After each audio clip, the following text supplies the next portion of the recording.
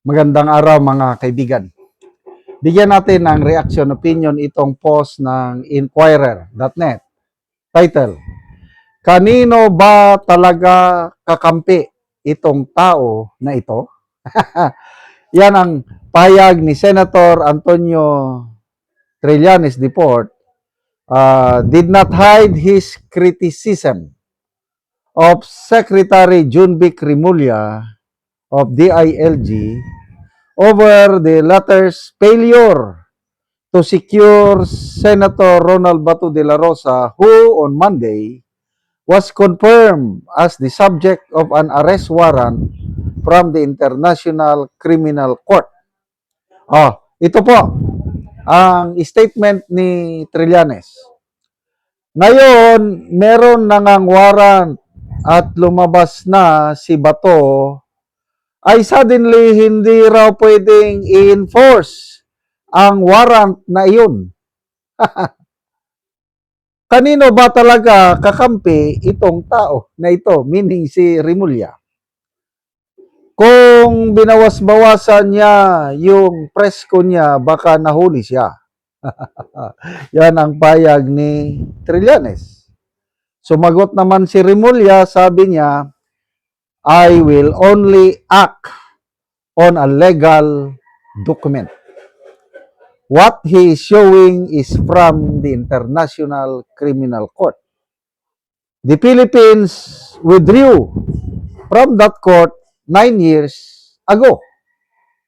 Therefore, the warrant as is does not have any force and effect in the Philippines. We will respect if it comes from the Interpol. So ito na, nagkakalabo-labo na sila. Parang, hindi na sila nagkakaintindihan. Sino ba talaga ang may presidente pa ba tayo? Who is behind all this? Nandyan ang NBI. Nandyan si Trillanes. Dala-dala ang ICC warrant. Pumasok sa Senado.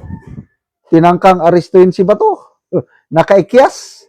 Nakatakas. Nakatakbo. Pumasok sa session hall. Nagbotohan na bago ang presidente sa Senado. Trillanes ngayon, nagre-reklamo. Dahil responsibilidad daw ni Rimulya na arestuhin si Bato. Nung una, nung nabalita na mayroong warrant of arrest si Bato, di ba mabilis na umaksyon si Rimulya? Mabilis na umaksyon si Rimulya, sabi niya, they are now creating a 10,000 man strong task force ng kapulisan para huliin si Bato. Ibig sabihin, gusto niyang i-enforce. Bakit biglang nagbago ang plano?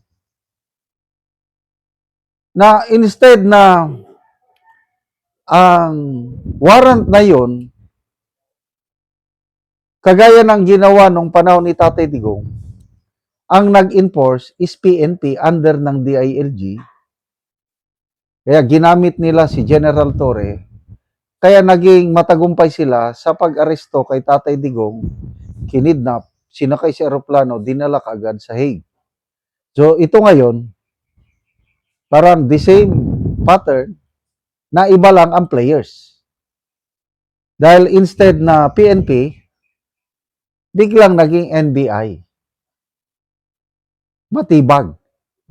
Noong una, Torre, General Torre. Ito ngayon, matibag. Lumalabas na mahina si Matibag. Lumalabas, natibag si Matibag. Dahil failure. So dito ako nagtataka, yung statement ni Secretary Rimulya na hindi natin pwedeng i-enforce ang ICC warrant of arrest Dahil 9 years ago, kumalas na ang Pilipinas sa ICC. Wow! Anong nakain ni Secretary Remulla?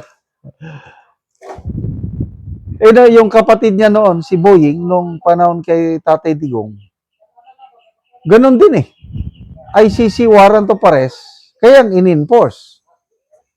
Ang kaibahan lang, nung una, parang dumaan sa Interpol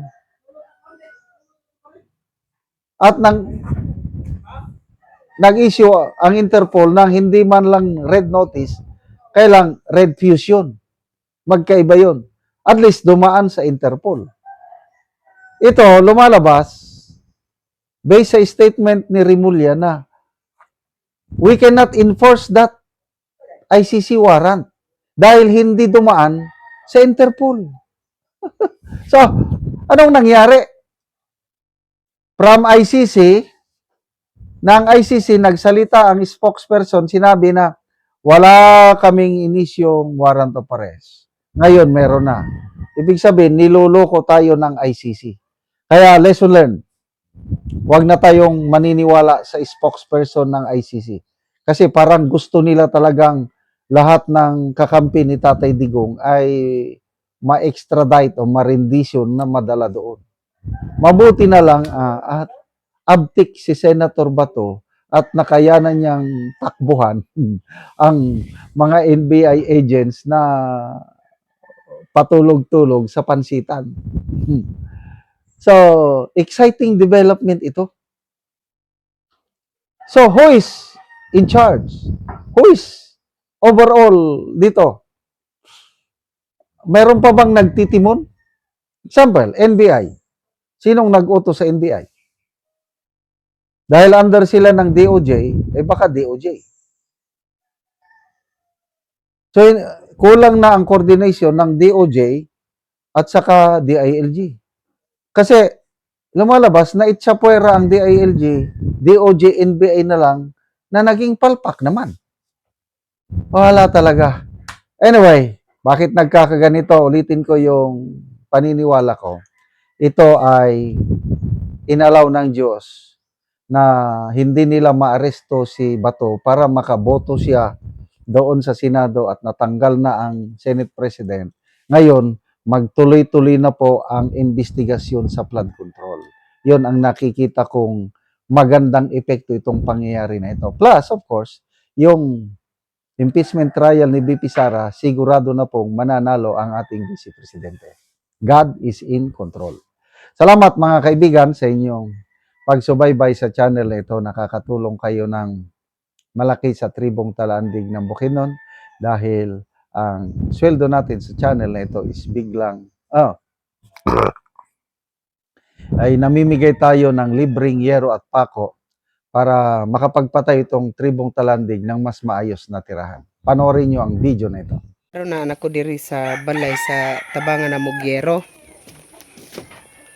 So muna ni ang itsura sa kadako sa buslot sa iyang balay. So kuan nagid kayo, dako nagid kayo og mga buslot. Nang pagpuyo, kuan nagid kayo ang ngero tungod sa kadugayon na inani na gyud ang tsura gipang sumpay-sumpay ug nangalata na. So muna ni ang ilang kahimtang.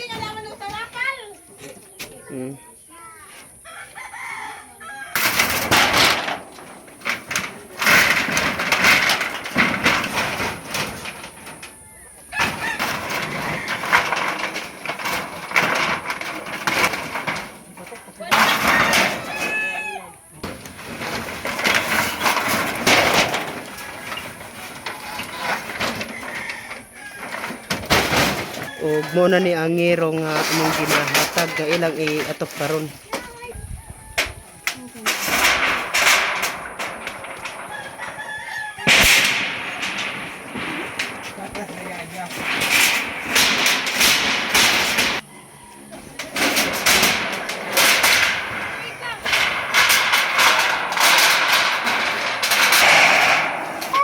O karon humanagyud sa pag-atop ang among ginatabang nga yero. So So nindot na gyud. Salamat ko dako kaayo sa Ginoo kay gatagan ko niya tawo nga nagtabang sa amo. Dako kay kong pasalamat pod sa nagyatag sa Ginoo sa ako nga tawo kay kung dili patungod sa iya pod di gyud ni makaatop kay tungod sa kalisod kay katuluan na sad among balay. So pila na to katuig ang imong atopte nga buslot na kayo? Mga tulo na to ka tuig. Tulo na katuig. Oo. So karon pagid na pulihan. Karon pagid na pulihan kay nagigyatag sa Ginoo nga grasya. So nga ano man te sa tulo ka tuig wala ka nakapuli sa imong atop nga buslot na. Tungod pod sa kay sa kalisod karon, grabe kay ka-crisis ang panahon karon. Di lang ka budgetan. Tama na pod sa Kaon. kaon. Salamat kayo. Salamat.